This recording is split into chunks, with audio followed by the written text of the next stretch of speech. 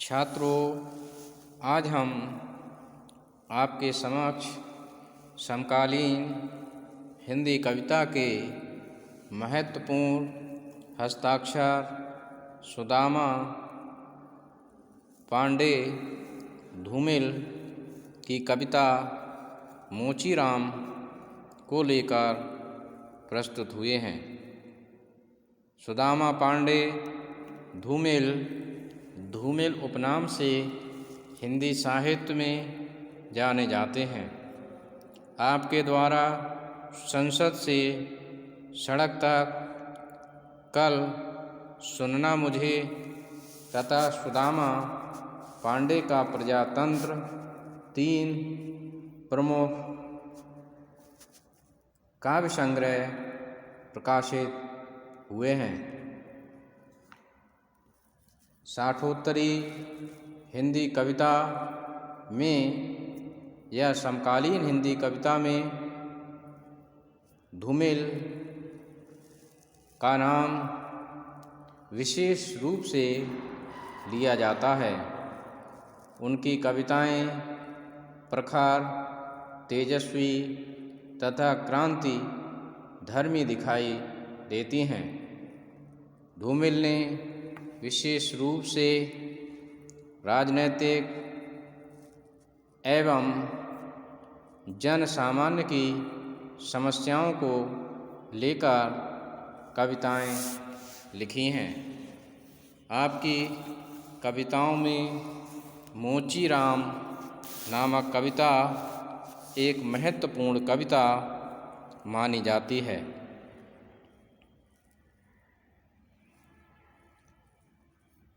आज हम इस कविता के विषय में जानेंगे। रापी से उठी हुई आँखों ने मुझे क्षण भर टटोला और फिर जैसे पतियाए हुए स्वर में वह हंसते हुए बोला, बाबूजी सच कहूँ मेरी निगाह में न कोई छोटा है न कोई बड़ा है, मेरे लिए हर आदमी एक जूता है जो मेरे सामने मरम्मत के लिए खड़ा है। ये कविता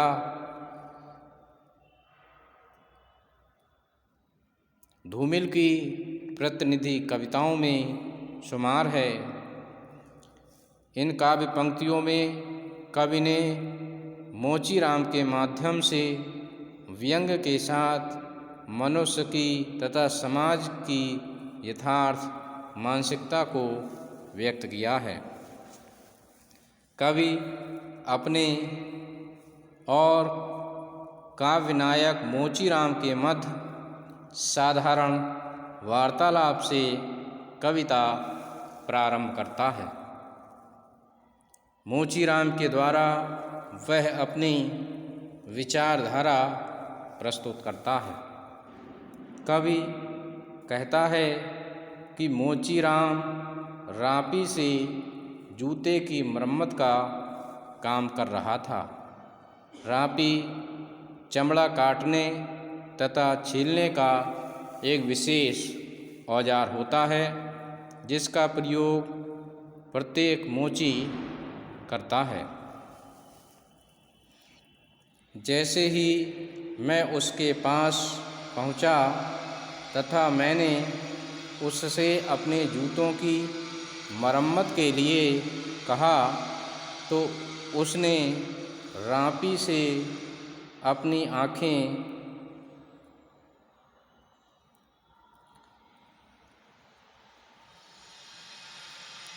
हटाकर एक क्षण को मुझे ध्यान से देखा तथा फिर विश्वास भरे स्वर में मुस्कुराते हुए कहा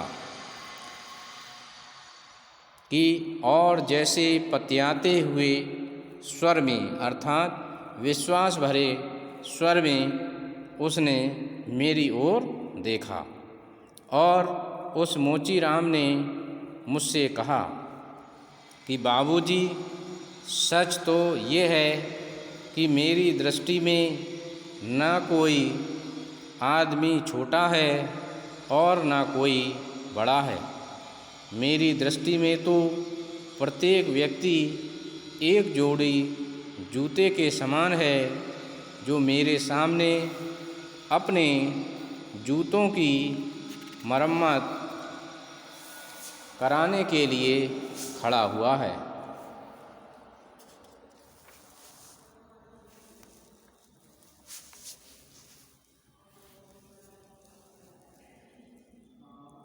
कवि का कहने का तात्पर्य ये है कि मुझे किसी व्यक्ति के छोटे अथवा बड़े होने से कोई सरोकार नहीं है। मैं तो सभी को मात्र एक जोड़ी जूता ही समझता हूँ, क्योंकि मेरे पैरों में जूतों के जोड़ों का ही महत्व है।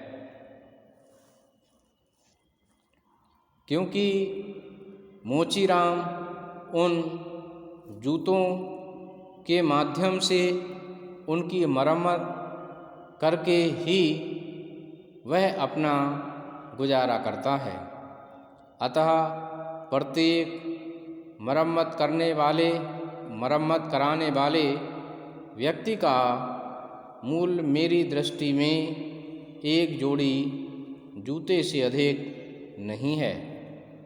निर्धन हो या धनवान, प्रत्येक एक जोड़ी जूते की मरम्मत कराता है। अतः मेरे पेशे की दृष्टि से मेरे लिए छोटे बड़े की विषमता को कोई स्थान नहीं है। समाजवाद के अनुसार मेरी दृष्टि में सभी समान हैं तथा मेरा प्रत्येक ग्राहक मात्र एक जोड़ी जूता है। इन काव्य पंक्तियों में कवि ने मोचीराम की समान दृष्टि को स्पष्ट किया है। मोचीराम, जिसे एक जोड़ी जूते की मरम्मत करनी है, उसकी दृष्टि में छोटे बड़े की विषमता का भाव नहीं है। वह प्रत्येक व्यक्ति को मात्र एक जोड़ी जूते के अतिरिक्त और कुछ नहीं समझता है।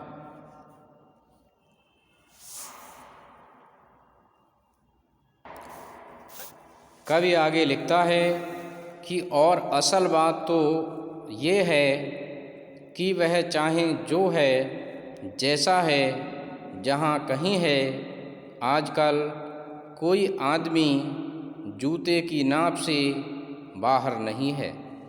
फिर भी मुझे ख्याल रहता है कि पेशेवर हाथों और फटे जूतों के बीच कहीं ना कहीं एक आदमी है जिस पर टाँके पड़ते हैं, जो जूते से झांकती हुई उंगली की चोट छाती पर हथौड़े की तरह सहता है।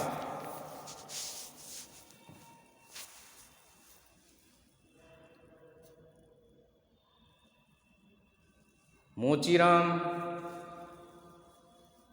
कवि धूमिल से कहता है कि बाबूजी, सच्चाई तो ये है कि जो भी व्यक्ति जूते की मरम्मत कराने आता है, वह चाहे जो कोई भी हो, चाहे जैसा हो, चाहे जहाँ रहता हो, आजकल जूते की नाप से बाहर नहीं है।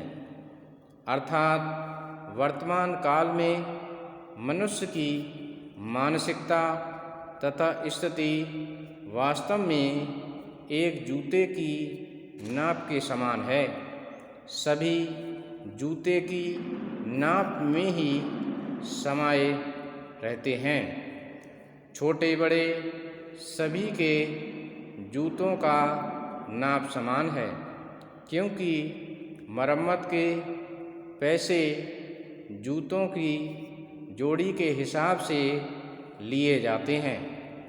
फिर भी जूतों की मरम्मत करते समय मुझे ये ध्यान रहता है कि इन पेशेवर हाथों तथा फटे हुए जूतों के बीच कहीं ना कहीं एक आदमी का भी अस्तित्व रहता है। पर सत्यता ये है कि आज मनुष्य की स्थिति बिल्कुल फटे हुए जूते के समान हो गई है। जूतों पर लगने वाले टाँके मानो जूतों पर नहीं, आदमी पर ही लगते हैं। यही वह आदमी है जिसकी छाती पर जूतों में झांकती हुई उंगलियों की चोट हथौड़े के समान पड़ती है तथा वह उसे चुपचाप सहन कर लेता है। कहने का तात्पर्य है कि व्यक्ति को अपने जूतों से इतनी आत्मीयता है कि जूतों पर लगने वाले टाँके तथा उस पर लगने वाली चोट मानो उसी व्यक्ति के हृदय पर प्रहार करती है। इस प्रकार से मोचीराम उस आम आदमी का प्रतीक है और जूतों से बाहर निकली हुई उंगली पर पड़ने वाली चोट आम आदमी पर होने वाले प्रहार को ही व्यक्त करता है। तो इस प्रकार से यह कविता धूमिल की उस आम आदमी की परेशानियों और समस्याओं को प्रकट कर रही है और उसकी दृष्टि में समाजवाद का दृष्टिकोण भी कहीं ना कहीं प्रस्तुत कर रही है। तो मैं समझता हूँ छात्रों कि आपने इसको समझा होगा। धन्यवाद।